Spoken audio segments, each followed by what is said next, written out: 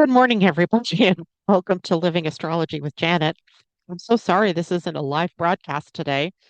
Don't know what's going on. If I can record here, but I can't record in StreamYard and I can't go live in StreamYard, it seems like the problem must lie with StreamYard, not with my internet, even though it tried to tell me it was my internet. So let's dive in to what it is that we can expect for this week. Today, of course, we have the beginning of the new Human Design Week, actually, tomorrow, July 1st. Um, and everything here begins to switch to the root center, where the root center is the pressure for us all to evolve. And the root center is actually a motor, and it's a motor that pulses, and it pulses on and it pulses off. It has a very rhythmic energy about it, and it generates adrenaline and stress energy so that we can initiate action or movement. And it's also what we call a pressure center. And the pressure in the root center is this internal urgency that we might feel to act on something, right? To take action, to do. And yet, not all actions are meant to be acted on immediately, right? But the feeling that we get with the root center is that we must do something. Now, when we balance the root center, it really helps us to evolve and grow and rise to the challenges of our lives, and especially to do that with grace. When unbalanced, though, it can trigger this anxiety, this rushing to do something feeling, and then that can lead to burnout. So the root center is very important for calibrating, if you will, the energy of doing. Now, we're also talking about the solar plexus this week because the sun is at the gate 39, which is actually on um, the root center. And its partner this week is the gate 38, which is also on the root center, which is why we're focusing on that. But the 39 leads off to the solar plexus, while the 38 leads off to the spleen. So we're going to talk about those centers in a way as well. Now, the solar plexus, there's not definition from the 39 to the 55, which would be on the other side on the solar plexus, unless you have it defined already in your chart. So for some people, this gate will stay hanging.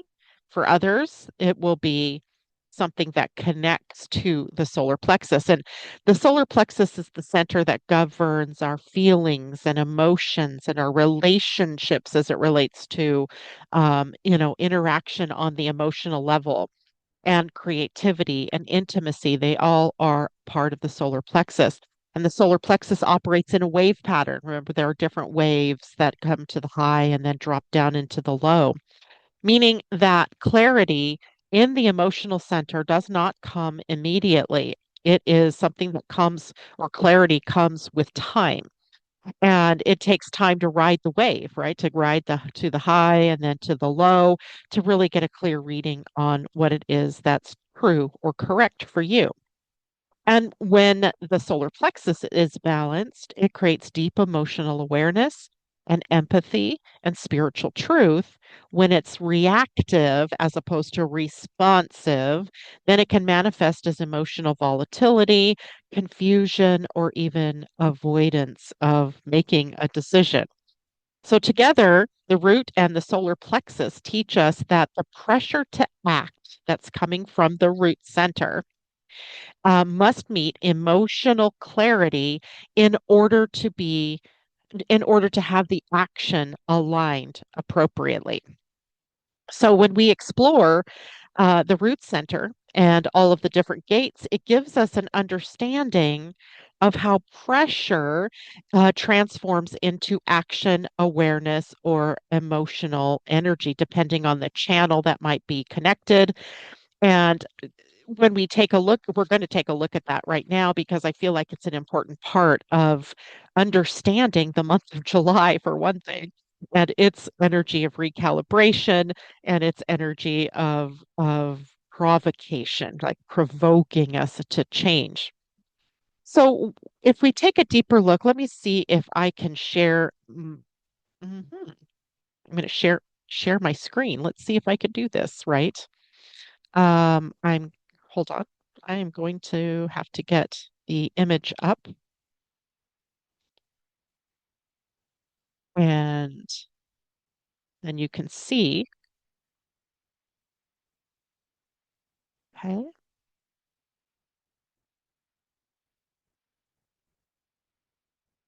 awesome.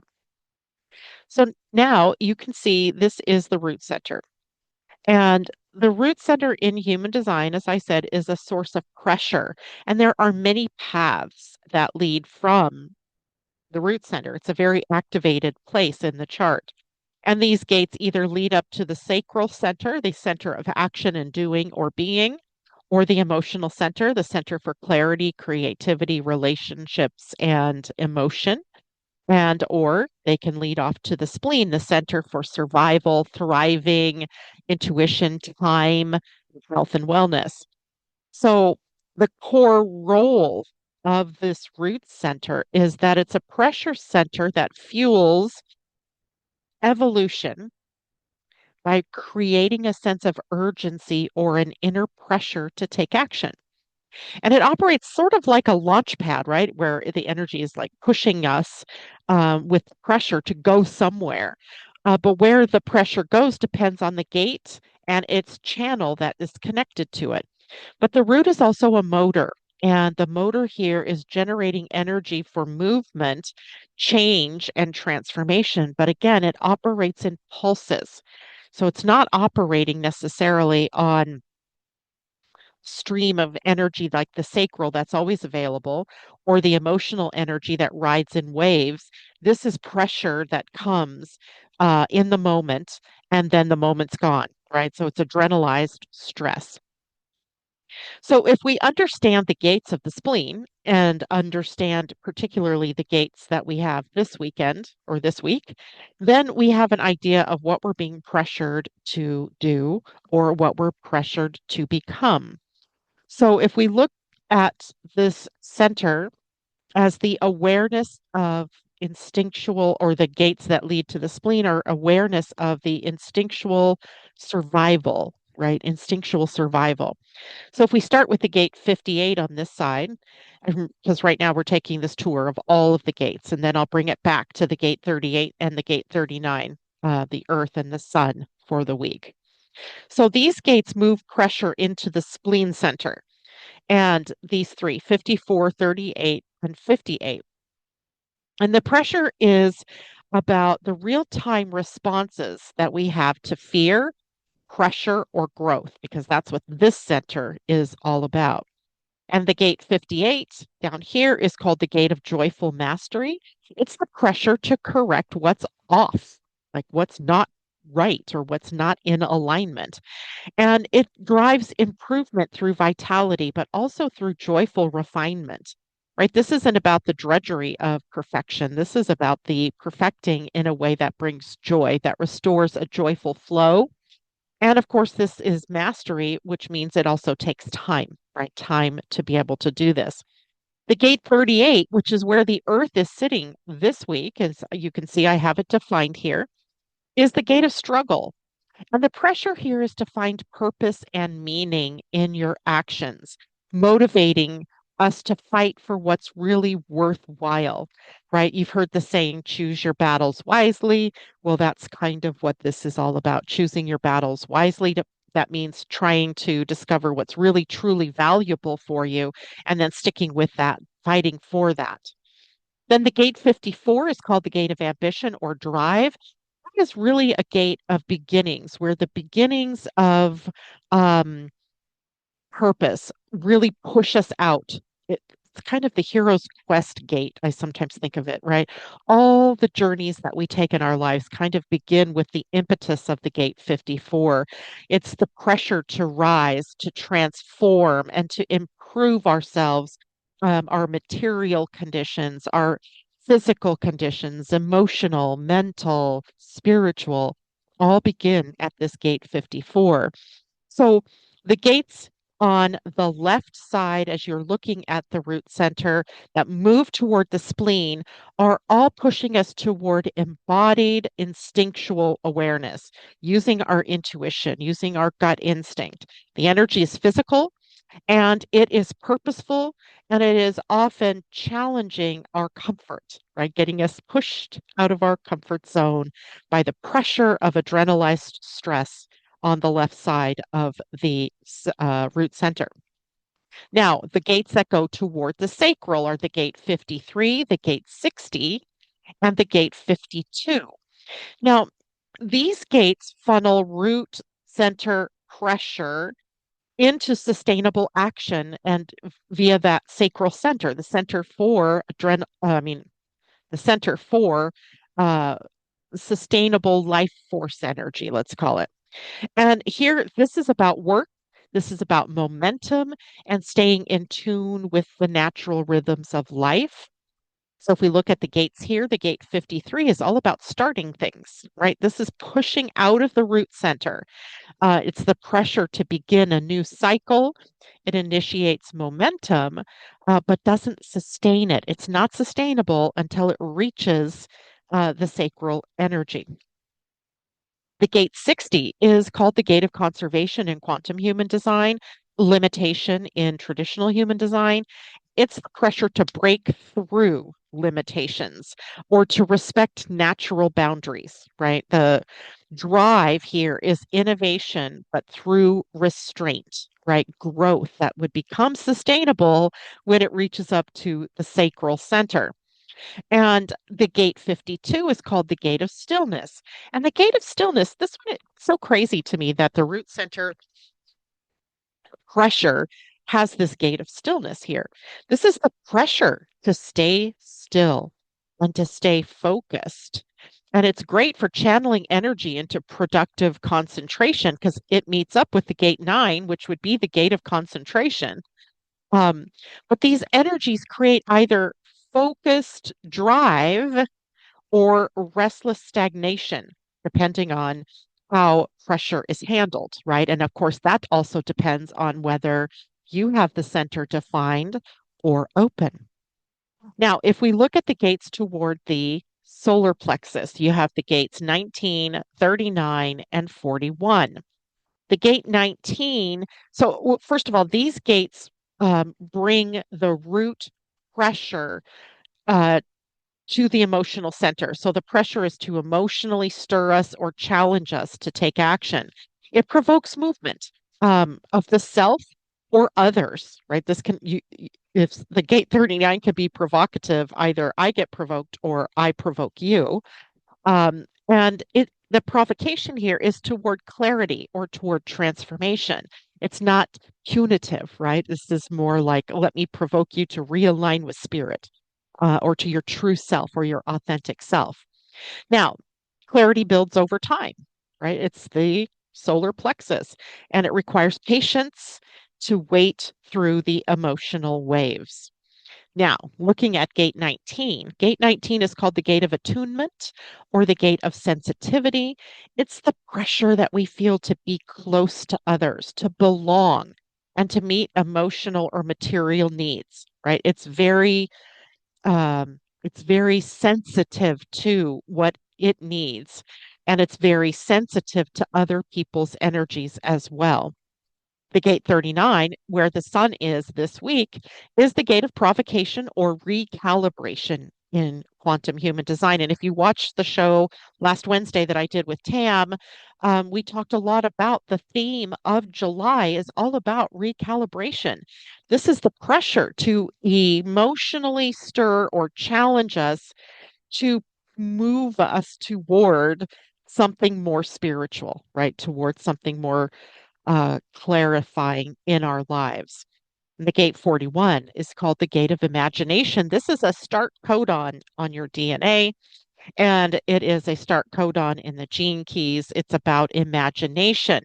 It's the pressure to dream, to feel, to envision, and to envision not just a new you, but a new emotional experience. What would it feel like to be abundant? What would it feel like to live authentically? What would it feel like to do what you love to do with passion? And it's the root of all of the creative and emotional journeys that we take, right? Because it's moving off toward the emotional center.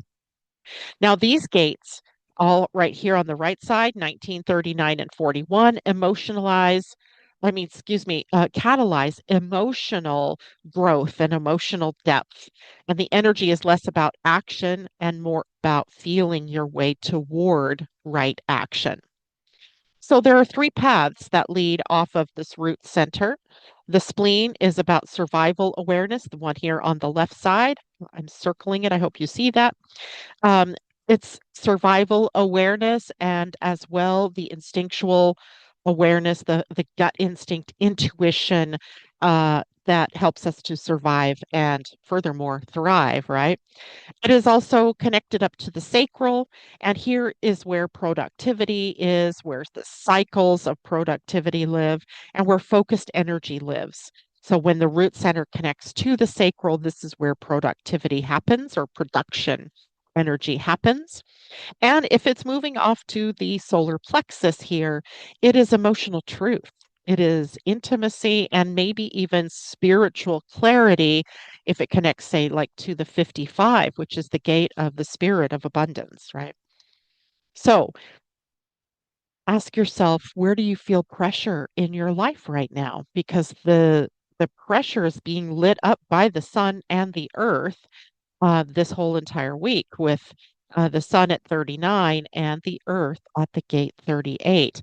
And is it leading you, this pressure, is it leading you to take action or to feel or to attune to something that is going on in your life?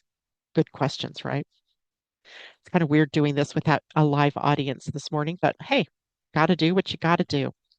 So let's take a look at the 39 in a little bit deeper because this is, like I said, this is the gate called recalibration in quantum human design. It forms the theme, the backbone of the month of July. And that's also because later this month, on the 10th, I believe it is, of July, Jupiter moves into the gate 39 for a significant amount of time. So we're recalibrating, right? We are in this root pressure that is provocative to provoke or to shake up stagnation in your life and bring clarity to your relationships, your emotions, and your inner truth, whatever that might be for you. And it's really deeply tied to the solar plexus because that's where it's moving us, right? The 39 is moving energy out to the solar plexus. And it provokes emotional clarity in others as well as your own emotional clarity. The people who carry the gate 39 often find themselves provoking others in some way. I sometimes like to call them my provocateurs because they have a message or their behaviors or their attitudes provoke others. And the provocation can be positive or negative, but often it's provoking people to move more toward their authentic truth or more toward their divine selves. Now we have to watch for agitation with the gate 39, frustration, or in a way where we push others too hard, because that's distinctly possible as well. And mastery here comes when we provoke consciously to awaken potential, either in ourselves or others, not to control an outcome.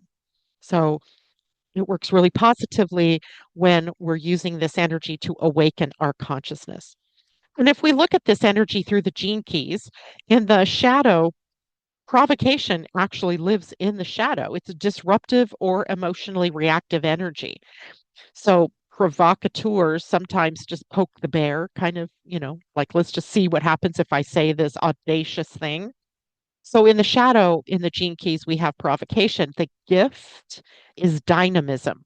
And dynamism is creative. It is moving energy used for transformation, right? We're transforming our lives, our conditions, our families, our world by moving forward. In the siddhi or the highest expression in the gene keys, this is liberation. This is freedom beyond reaction. What would it be like in the world if we didn't have to react to everything that's going on around us? right? If we could just step back and be a little more objective, perhaps, about what is happening, that would be so cool in the gene keys. The Siddhi, we're reaching for liberation. So, really, it's the path of provocation to liberation via dynamism, right? Moving energy toward transformation. Now, the Earth is in the gate 38 over here on the side that leads over to the spleen. And the 38 is the struggle for meaningful direction. It is sometimes called the gate of fight. And it is the struggle, really, that we all experience to find meaning in our lives or to, uh, you know, find a path or something that's true for us. It's the fight for purpose, I guess you could say. And it provides energy to stand up for what matters to you, right? And then to persevere when the going gets tough. When the going gets tough, are you going to just fold or will you continue the struggle? And here's the key. If, choose your battles wisely here, right? If it's something that you're really excited about or passionate about, it's worth it to stick with the struggle. Now, if you're feeling restless or uncertain, you may be sensing where your actions are no longer serving your deeper truths. That means that it's time to change something, right?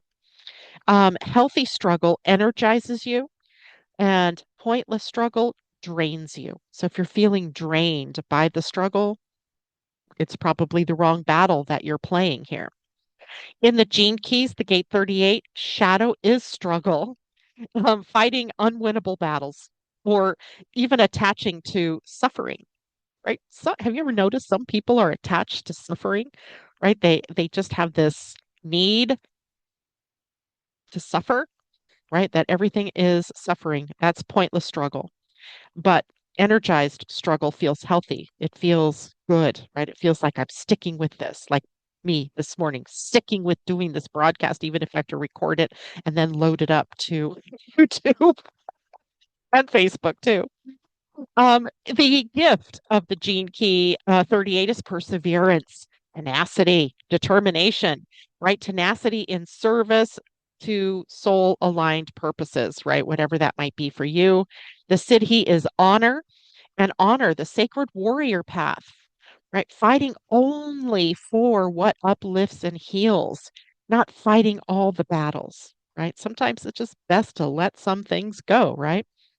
And in Gene Key's languaging, then we're a journey from struggle to honor through perseverance, right? Persevering.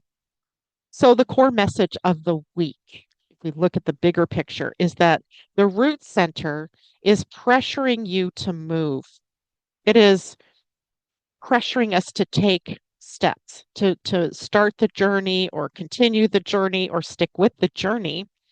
But your emotional clarity is really determining where and how, right? Where and how it is that you're going to do this. So let pressure fuel your transformation this week, not reactivity, right?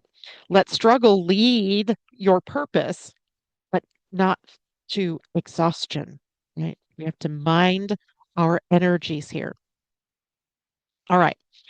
Now, that's pretty much where we are. This is a quietish week on Friday, which is the 4th of July in the USA, and I won't be broadcasting live. There are a couple of things that I want to take you through now that will be able to help you understand what's going on over the weekend. And I know it's only Monday, but like I said, Friday is the 4th of July in the USA. I have family coming and picnics and stuff, so I won't be on air. But on Friday, Venus moves into Gemini. Note that she's been in Taurus for a bit, and now she is making a change. She will be in the sign of Gemini from July 5th until August 1st. And her core theme here is about curiosity in connection with others, lighthearted exploration, sort of a flirtatious feel with Venus and Gemini. And she loves here social engagement and the mental stimulation in love and in money and in relationships and beauty and all of that. So Venus and Gemini in relationships becomes more mental than emotional, though, right? In Taurus, we had a little more practical displays of love. In Gemini, we have more mental, or think like witty banter between people, or playful teasing, or exchanging ideas with people. That's what Venus in Gemini really loves. You personally may crave some variety and stimulation over stability and depth. We've had enough of the stability and depth with her in Taurus. Now she's going to be in Gemini, and we need some of that, stimulating conversation. It'll be a great time for meeting new people or having conversations that spark or somehow, create more interest in your relationships, maybe refreshing your existing partnerships whether that's business or pleasure, but also, injecting a bit of fun and creative energy into all of those relationships. But watch out for scattered attention, right? Or shallow connections. Gemini is superficial on the surface, right? It goes wide, but not deep. But it is also, an energy that scatters our minds a bit if we get overly stimulated, too much logic, too many ideas, too much conversation. And here that can create a situation where we avoid emotional depth in our relationships. So we don't want to do that, but we also don't we want to keep it real, but we, want to be able to also keep it light. Let's say that. Now, Venus at Gemini and finances, because that's the other big category that Venus rules. Maybe we're feeling drawn to spend money on things that are of an intelligent sort, mental pursuits or courses, things that teach us, books, tech, communication devices, tools, travel, right? Travel things. Think about things like buying fun, dual purpose things, or anything that is going to enhance your skills or your learning. um, it's not ideal timing for big long-term financial commitments. Remember, Gemini is kind of the superficial, the surface of things. It's better for short-term purchases when Venus is in Gemini, low risk investments while Venus is in Gemini, not something that is going to stand the long test of time. So there is a spiritual takeaway here with Venus moving into Gemini as well. The transit invites us to communicate our values to others, to share from our hearts.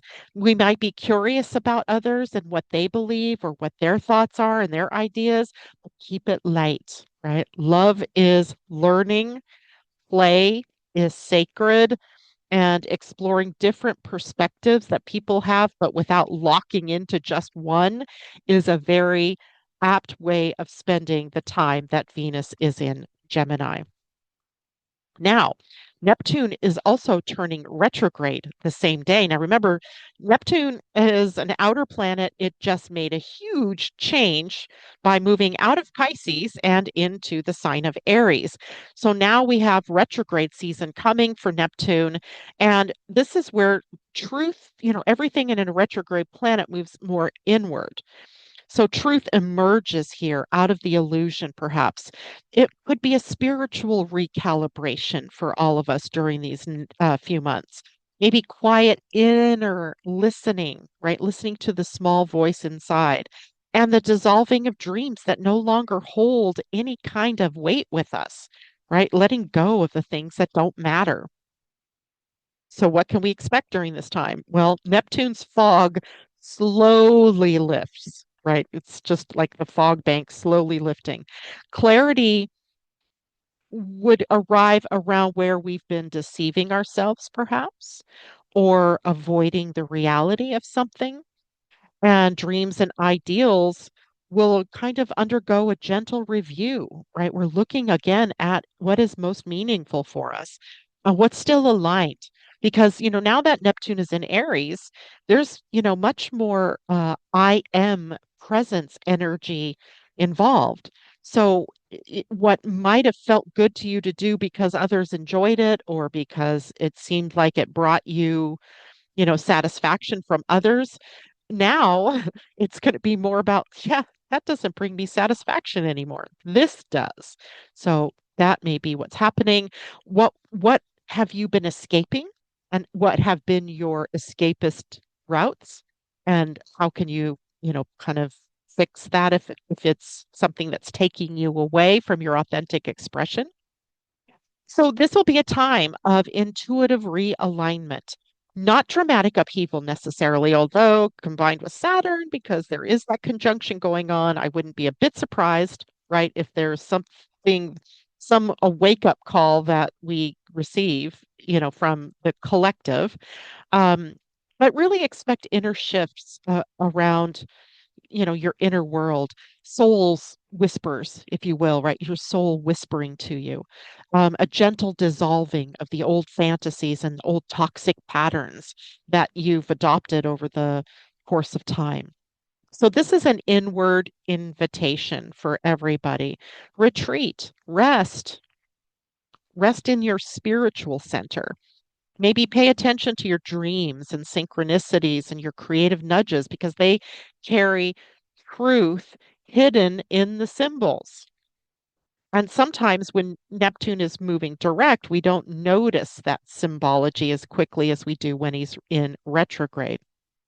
So Neptune retrograde is like a tide that's pulling back, that reveals what's been hidden in the sand or buried under the emotional waves that you'd been feeling, especially those Piscean ones that, are now going to get ready to be, finished up for us as Neptune will move backward into the sign of Pisces over time here. You're being called to see clearly what the dream is and be more conscious about that dream. So, this week's recalibration extends beyond just the human design. It really is happening in the skies too, through the planets that are up there, making their moves on a daily basis.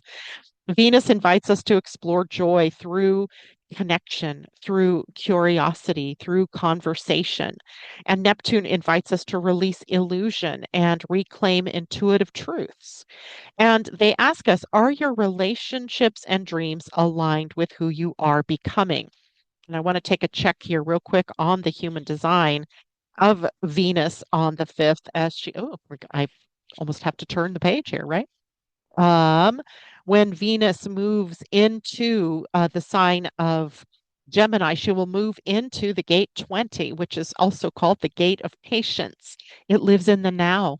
It's an interesting gate, don't you think, to be, your dreams, Venus taking us into new territory, perhaps with conversations and ideas, but also tempting us or kind of inviting us to stay patient, to stay in this moment. Neptune, of course, is still at the gate 25 in human design over here on the identity center, which is called the gate of spirit, right? The love of spirit. So Neptune in retrograde, really bringing us back to the truth of who we are, which are divine beings that are having a human experience. All right. So, okay, this has been weird. I'm hoping that it was just a momentary issue with StreamYard and that I will again be able to come live on would be Monday, July 7th. I believe that will be. Yep, Monday, July 7th. So, I don't know what else to say. We'll just wait and see what happens, right? If not, I will do another one of these Zooms and then load it up to YouTube and Facebook for you all to watch. Take care. Thank you very much. Bye for now. Do you wish you could better understand yourself and what is going on in the world? Well, grab your cup of coffee or tea and join the podcast Living Astrology with Janet Hickox for astrology, human design, and Gene Key's wisdom. Mondays and Fridays at 11 a.m. Pacific, 2 p.m. Eastern. Podcasts are available on Spotify, iTunes, Google Play, and your other favorite outlets.